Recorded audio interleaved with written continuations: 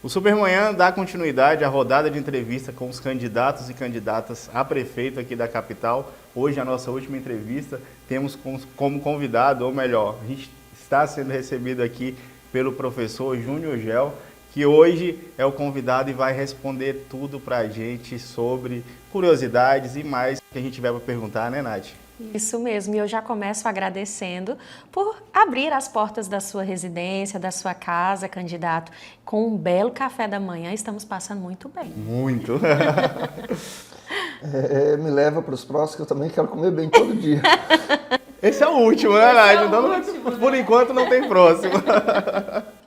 Mas eu já começo perguntando, candidato, senhor, que já está no seu segundo mandato de deputado estadual, e eu já começo perguntando, por que o senhor quer ser o prefeito de Palmas?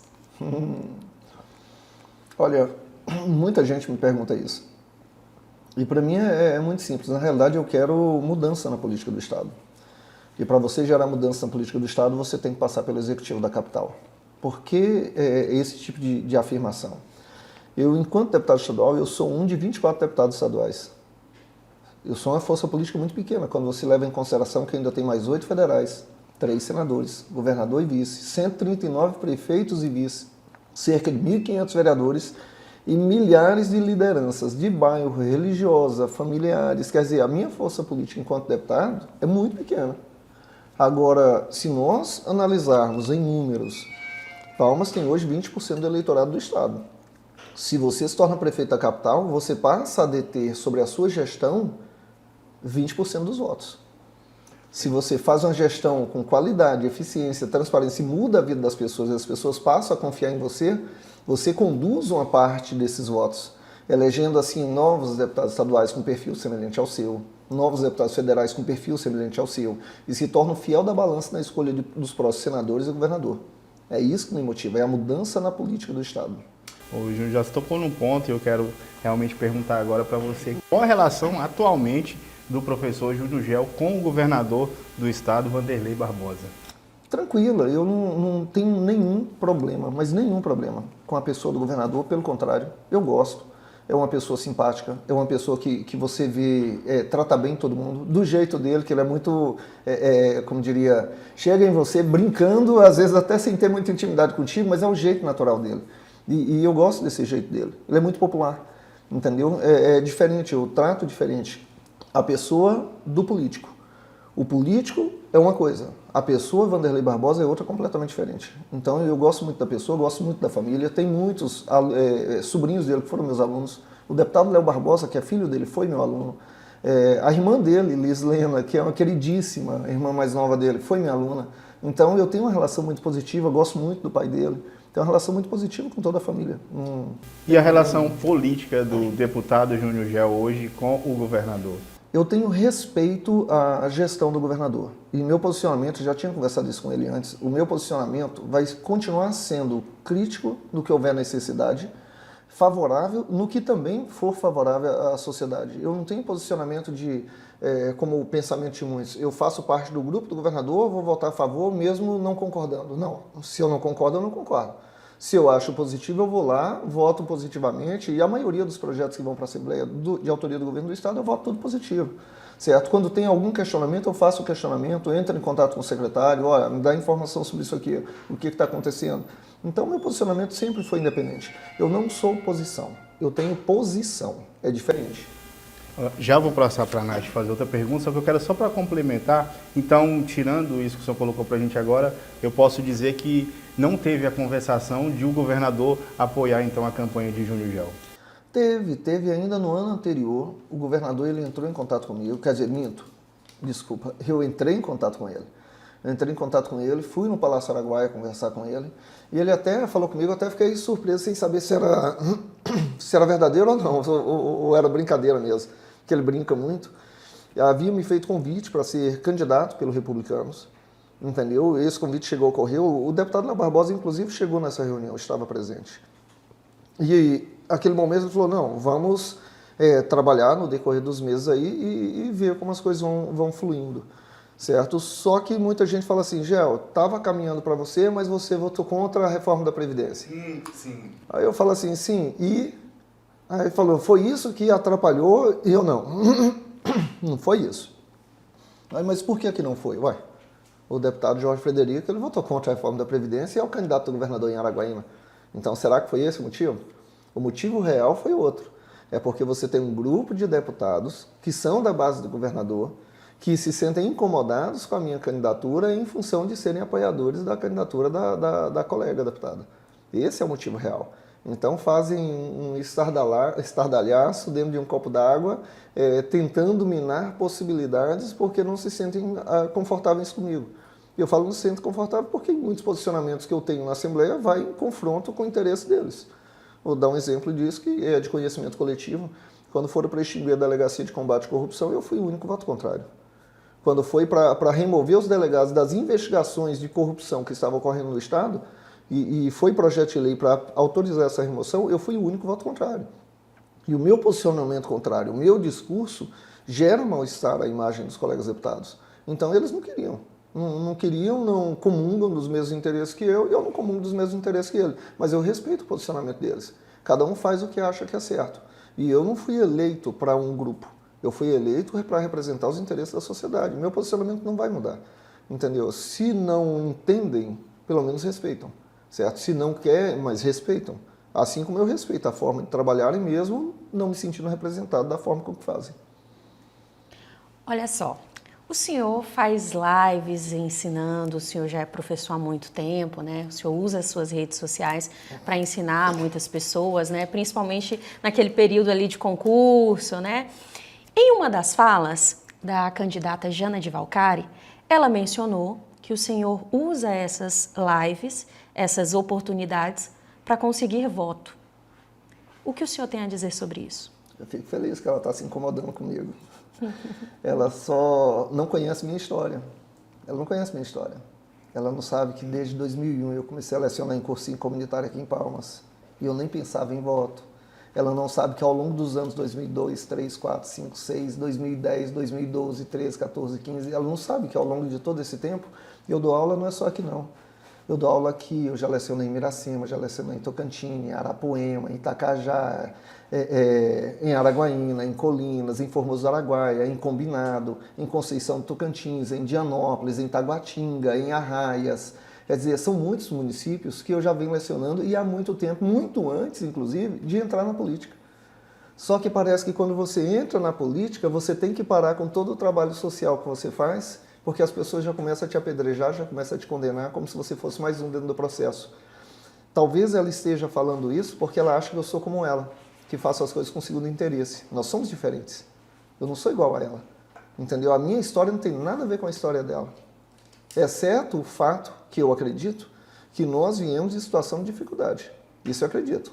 Mas a forma com que chegamos, onde chegamos, é completamente diferente os meios utilizados. O candidato, eu quero falar agora sobre a sua ida para o PSDB, né? A gente teve aí todos sabiam da ida para o senhor para o PSDB, fica à vontade, deputado, da ida do senhor para o PSDB, mas a gente não teve um anúncio, a gente esperava um anúncio oficial, alguma festa ali dessa chegada do senhor para o PSDB, e o que aconteceu foi revelado, acho que para o público geral e para a imprensa, em uma reportagem da Maju Coutrin, da Gazeta do Cerrado, a filiação realmente do senhor ali ao PSDB. Por que não dar enfoque nessa filiação do senhor ao PSDB? Por que não teve uma grande festa falando realmente da sua chegada ao partido? Eu vou explicar primeiro como é que eu cheguei no PSDB e depois responder essa parte. Olha, vou retornar um pouco no tempo. Eu estava eleito deputado estadual no primeiro mandato pelo PROS. Assumi um novo grupo na presidência do partido aqui no estado, e esse novo grupo disse, nós não vamos dar espaço para quem tem mandato dentro do partido, então você não vai ter legenda para reeleição. Nessa configuração, eu tive que procurar outro partido, e não encontrava partido que me aceitasse. Então, o ex-deputado federal Osíris Damaso virou para mim e falou assim, professor, vem para o PSC, Partido Social Cristão, que aqui eu organizo o partido para você buscar a sua reeleição. E eu fui para o PSC. Fui reeleito no PSC. O PSC foi incorporado nacionalmente pelo Podemos. E uma vez incorporado, a deputada Janade, ela foi eleita vereadora em Palmas pelo Podemos e depois ela mudou para o PL. Mas ela tinha um vínculo muito maior do que eu, até mesmo que eu não tinha vínculo nenhum, com os líderes do Podemos aqui no estado. Como eu estava no Podemos, eu conversei com a Renata Abreu, com a presidente nacional do partido, assim como com o secretário-geral do partido em Brasília. Com ela foi numa videochamada, com ele foi presencialmente, sobre o projeto para ser candidato pelo Podemos a prefeito de Palmas. Havia tido uma conversa prévia, para mim eu não preciso ficar te lembrando toda semana. Eu tive uma conversa contigo, tá acordado? Para mim tá resolvido. Eu sou assim, certo? Não tem essa historinha de baba-ovo, não é meu perfil, não fui criado dessa forma. E havia uma conversa prévia. Quando eu me deparei, o presidente estadual do Podemos, o Thiago Dimos, ele já estava fazendo convite para o Eduardo Siqueira Campos para ser candidato a prefeito pelo Podemos. O que eu escutei de bastidores é que a articulação que ele estava fazendo era para não deixar eu ser candidato a prefeito, a pedido da minha concorrente, porque ela tinha um vínculo com ele e ela apoiou o pai dele para governo, certo? E nessa situação ele simplesmente disse que o candidato era o Eduardo Siqueira Campos. Aí eu entrei na justiça, no TRE, no ano passado, para pedir direito de desfiliação partidária sem perda de mandato, porque o mandato pertence ao partido e não ao candidato, ao parlamentar. Entrei, o TRE entendeu tudo que aconteceu dentro, a perseguição interna, porque eu não tinha uma cadeira no Executivo Estadual, eu não participei de nenhuma reunião para discutir as comissões no Estado, isso deveria ser feito, é o que prevê o Estatuto. Como eu fui excluído de todo o processo no Podemos, o TRE me concedeu o direito de saída do partido sem perda de mandato, 7 votos a 0. Eles recorreram a Brasília e estão tentando me caçar o mandato, mas isso é outra história. Sim. Quando eu fiquei livre para escolher partido, eu recebi alguns convites, dentre eles o convite do governador, que aí pressionaram o governador para não deixar que eu fosse candidato por lá. Isso aconteceu. O Alexandre Guimarães, deputado federal, ele falou: Gel, eu vou assumir o MDB no Estado e você pode ser candidato pelo MDB. Para mim, é um convite que eu lhe faço. Eu falei: olha, para mim está excelente o partido. Quando souberam disso, antes do Alexandre assumir, conversaram com o presidente estadual e levaram o MDB para o grupo da colega. Aí o deputado Osíris Damaso havia falado: eu estou saindo do Solidariedade, que ele já estava no Solidariedade presidindo o partido, estou saindo do Solidariedade para o Republicano para disputar a prefeitura de Paraíso, mas o Solidariedade, a presidência, é uma pessoa indicada por mim. E o Solidariedade está à disposição de você. Quando souberam disso, levaram um deputado do Solidariedade, que tinha vindo com um partido lá em Brasília, e excluíram o Solidariedade da possibilidade de eu ser candidato. Você vê como foram movimentando, né? E a prefeita, ela também já vinha conversando. Eu estava em conversação, na realidade, com os 4 ao mesmo tempo. E a prefeita tentaram, com Marconi Perillo também, não deixar que eu fosse candidato pelo PSDB. Só que como a prefeita é presidente nacional do PSDB Mulher, e ela fez o convite para mim, ela falou o seguinte: o Marconi falou: você resolva com a presidente no estado do Tocantins, com a prefeita Cíntia Ribeiro. E a prefeita, ela falou assim para mim: Gel, você nunca me questionou de ficar criticando, de ficar tentando queimar a minha imagem, por queimar a minha imagem, como já tentaram fazer. Você nunca apontou o dedo para mim, você nunca foi irresponsável para com a minha pessoa. Então, você perdeu para mim a eleição em 2020, eram 12 candidatos, você ficou em segundo, e pelo seu perfil, pela sua história, eu vou te dar a oportunidade de você ser candidato pelo PSDB, se você tiver interesse em vir para o PSDB. E foi isso que aconteceu. Eu acabei me filiando no PSDB. Como estavam muitos agitados, porque havia pressão de vai andar com tal candidato, nós preferimos não fazer alarde em relação à filiação partidária. Preferimos não fazer alarde. Fiz a minha filiação, quieto, ficaram especulando, até que a Maju acabou encontrando a filiação no site e veio a dar divulgação. Sim. E muita gente fica especulando: não anunciou é porque não vai ser ele, não anunciou é porque não vai ser ele. E deixa fazer a especulação, deixa contar a historinha. Cada um conta a narrativa que tem interesse de contar, a narrativa que vende. E foi isso que fizeram por muito tempo. Certo? E a demora também no apoio, ou melhor, em a prefeita anunciar realmente esse apoio e que o senhor estava também no PSDB. O senhor acha que isso não prejudicou um pouco a imagem do senhor? Não parece ali que ela estava de alguma forma tentando ou pensando ainda que não daria certo esse apoio? Não, o senhor acha que não pegou um pouco ruim para a imagem do senhor como candidato agora? Não, você percebeu que nesse período a prefeita que sofria ataque da Janade, a Janade não me atacava, só que a prefeita não é candidata. O candidato sou eu. Deixa ali atacando a prefeita e me deixava solto para ir trabalhar. E assim nós fomos fazendo. Mas é estranho esse ódio, sabe, que existe sobre a outra pessoa, a ausência de respeito, principalmente por ser mulher. É difícil você, Natália, é difícil você, mulher, ascender no mercado de trabalho, porque nós vivemos numa sociedade machista. E a nossa sociedade ainda é machista. Por mais que alguns não se declarem ou achem que não, você tem, numa maior ou numa menor intensidade, a grande maioria das pessoas são machistas. Até mesmo pela criação, não por querer. Foram criados assim. Aí você se depara com uma mulher que ascende politicamente e a outra mulher fica batendo em cima dela. Por que não o respeito? Você pode questionar ações, não as pessoas, certo? E essa ausência de respeito é ruim, entendeu? Eu me recordo, eu não tinha relação nenhuma com a prefeita de Palmas, mas eu me recordo de um episódio, na primeira sessão da sessão solene da Câmara Municipal, que tradicionalmente a prefeita ou prefeito vai prestigiar a sessão solene dos vereadores, certo? Sessão inicial. Naquele momento a prefeita estava com um filho, ainda com poucos meses, acho que 2 meses, não sei, de vida, e se alimentava exclusivamente da amamentação. Foi um episódio que a prefeita acho que fez uso da palavra, e a prefeita saiu, porque a criança com 1, 2 meses, a amamentação é num curto intervalo de tempo. A prefeita foi para outra sala para amamentar, e a presidente da Câmara começou a chincalhar ela, com xingamentos, com palavras de baixo calão, entendeu? O menor que chamou ali foi de fujona. Quando o vereador Folha falou assim, presidente, a prefeita não fugiu, ela está na casa. Ela se ausentou nesse momento para amamentar o filho. A senhora é mulher, a senhora é mãe, a senhora devia entender isso. É esse tipo de personagem que a gente se depara dentro do processo político. É essa ausência de respeito que a gente se depara dentro do processo político. É por isso que muitas pessoas não querem entrar na política, para não ser condenado, não ser criticado previamente, simplesmente porque entrou na política. Parece que tudo que você faz é por causa de política, ou é errado, ou você é simplesmente mais um que está lá por outro interesse. Corrupção existe em todo lugar. Em todos os lugares existe corrupção. Se mais intensamente ou menos intensamente, ela existe. Pergunta isso para os candidatos que estão concorrendo comigo, que estão dentro da política.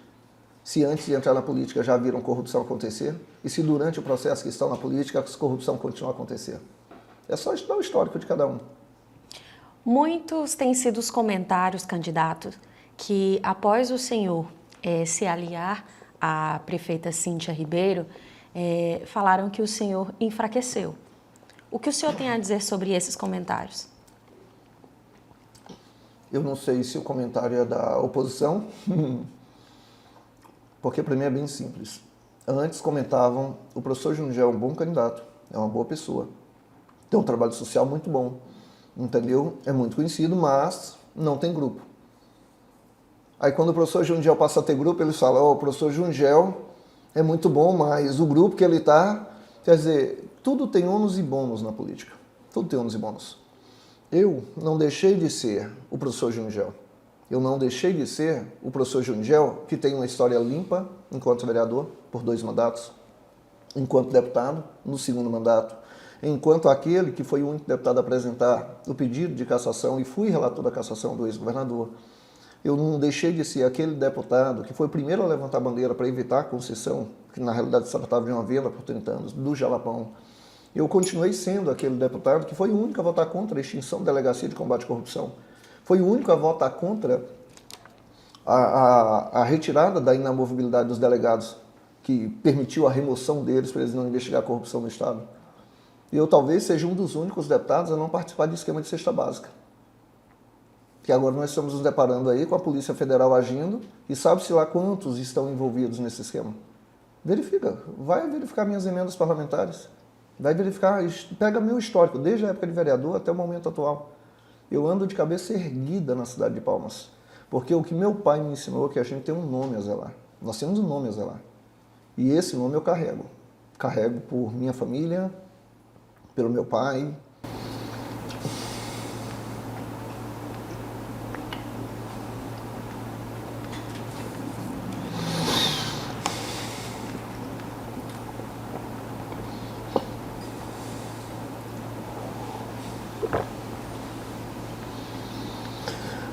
Um amigo já me dizia, um amigo de infância, que pode passar o tempo que for do falecimento do seu pai, que sempre que você lembrar, você vai se Vai emocionar. chorar. Então, mas assim, eu carrego uma história que eu não quero que ela se perca. Eu achei engraçado, minha filha, ela é muito atenta. Você está conversando, pensa que não, ela está muito atenta às coisas. E uma vez, eu não lembro nem qual era o episódio, estava entrando aqui em casa com ela e falei alguma coisa de polícia, que alguma das operações da polícia. Aí ela falou assim, papai, polícia não vai vir aqui em casa não, né? Aí eu falei assim, minha filha, a polícia que vem aqui em casa é a sua Dinda, que é policial militar, é seu tio Netinho, que é da Guarda Metropolitana, ou seu tio Alice, que foi da Polícia Federal. É esse tipo de polícia que frequenta a nossa casa, é a nossa família. Falando do PSDB, a gente entra no assunto da convenção do PSDB. A sua vice não foi anunciada no dia da convenção, né? Muitas pessoas esperavam, falaram que no outro dia iria anunciar e também não foi anunciado. Depois veio o nome da Ivanete Lima como sua vice. Vocês não tinham ido o nome dela, o que aconteceu, por que da demora do anúncio da vice? Na realidade, nós estávamos num processo de construção da vice com todos os partidos que estavam envolvidos, certo? Então, essa construção se deu com os partidos e chegamos no consenso da Ivanete. E pensa numa pessoa maravilhosa. A Ivanete, eu gosto muito da história dela, porque a história dela se identifica muito com a história de todos nós, cidadãos palmeirenses que vieram para cá por acreditar, que lutaram para construir a sua família com toda a dignidade. Ivanete, que já foi babá, Ivanete, que já foi manicure e pedicure, Ivanete, que já foi empregada doméstica, Ivanete, que é concursada do Estado há 19 anos como técnica de enfermagem, desses 15 anos dentro do HGP, inclusive no período de Covid. Ivanete, que é assistente social, formou-se em serviço social depois e hoje é assistente social, trabalhou como assistente social na UPA Sul durante 4 ou 5 anos. É essa Ivanete que é moradora das Aurinis, é essa Ivanete que é minha vice e com muito, mas muito orgulho. Porque eu orava a Deus, pedia a Deus para mandar uma pessoa boa. Porque a gente estava no fruto de uma construção coletiva, a decisão não é minha, a decisão é de um grupo. Mas o senhor não acha que essa construção devia ter sido feita antes da convenção, deputado? Você já participou, teve partido que veio para nós na convenção, que foi o PSD, certo? Então, quando você tenta construir com muitas cabeças pensantes, o consenso não se chega de imediato. Quando chega de imediato é porque deixou de ser consenso. Foi uma pessoa que simplesmente determinou. E conosco não é assim, nós somos um grupo, nós temos diversidades, certo? E respeitamos os grupos que fazem parte do nosso pleito. Então, continuando nesse tema, eu ia perguntar para o senhor se essa decisão foi realmente do senhor ou da prefeita, da atual prefeita da capital, Cíntia Ribeiro. Então a gente pode dizer que foi um consenso do grupo. Foi uma decisão coletiva. Quando surgiu no nome dela, foi consenso geral da pessoa dela. Deputado e candidato a prefeito, né? A gente sabe que muitas pessoas têm falado e reclamado sobre a questão do transporte público. O senhor, se eleito, o que fará para mudar e melhorar isso? O transporte público, ele foi uma decisão, eu diria, arriscada por parte da prefeita, porque é um risco. Você não tem expertise na área. A gestão municipal não tinha expertise para tratar de transporte público, então foram alguns enfrentamentos. Ela foi mais na vontade de querer fazer as coisas do que necessariamente da gestão ter a expertise necessária. Quem tem expertise é quem já trabalha com isso há muito tempo. Só que teve muitos avanços e tem acertos que precisaram ser feitos ao longo do tempo e que precisam ser melhorados. Vou dar um exemplo de avanços que ocorreram. Hoje você pega o preço do transporte coletivo de Palmas, tem 5 anos que não ocorre um aumento. Você pega uma frota de transporte coletivo de Palmas que está uma frota muito mais nova do que existia no passado. Mas nós temos ainda alguns, praticamente dobrou a quantidade de ônibus que estão prestando serviço na capital, porque hoje está na mão do poder público. Mas nós temos ainda um problema. Nós temos alguns ônibus que ainda são alugados do dono anterior, certo? São alugados e são ônibus mais velhos. A prefeitura ela teve possibilidade de concessão de um empréstimo, dentre outros motivos, para adquirir novos ônibus. Porém, esse empréstimo, a autorização de empréstimo tem que passar na Câmara Municipal. Assim como a autorização de empréstimo, eu votei a favor. Eu não sou do governador e votei a favor recentemente de um empréstimo que o governador pediu para fazer uma duplicação de faixas na ponte que passa sobre o lago, sentido a Paraíso, que liga a Luz Mangues. Mas os vereadores, que por coincidência o esposo da colega candidata Jana de Valcárcel estava lá na Câmara, isso aí foi evidenciado, tem fotos, estava conversando com os vereadores para convencê-los de que não deveriam aprovar o empréstimo, sabe-se lá que tipo de convencimento que foi feito ali, mas fez com que 9 vereadores votassem contra, 2 vereadores se ausentassem para que não fosse concedida a autorização do empréstimo. Empréstimo esse que, se autorizado, resolveria o problema do transporte escolar rural, que é um problema sério, porque as empresas ficam fraudando o sistema, retira a documentação para não ter ninguém ganhando a licitação, certo? Para conseguir comprar, adquirir os ônibus que faltam no transporte coletivo municipal, para construir a sede própria da Câmara Municipal e da Prefeitura e sair do aluguel. Era para isso a autorização de empréstimo, coisas que seriam executadas na próxima gestão. Não era nem para a gestão atual. Mas tem gente que tem um entendimento de quanto pior, melhor. Ou receber esse entendimento por orientação do esposo da colega que foi lá na Câmara pessoalmente para resolver isso aí. Candidato, nosso tempo está quase estourando, mas eu tenho que perguntar para o senhor sobre os seus oponentes. Gostaria que primeiro, em 1 minuto, o senhor falasse de Jana de Valcari. Olha, eu me incomodo da forma de chegar filmando você, sem pedir autorização. Quando você pensa que não, já está aqui do seu lado, já tem uma pessoa filmando, já vem ali com aquele sorrisinho, e isso realmente incomoda. É um pouco invasivo demais. Mas eu trato bem. Tudo bem, deputada, tudo bem, dou um sorriso para não ficar um clima chato, trato bem. Mas me incomoda essa situação, eu acho invasivo, eu não sou assim, entendeu? Mas se ela é assim, é o jeito dela, eu respeito.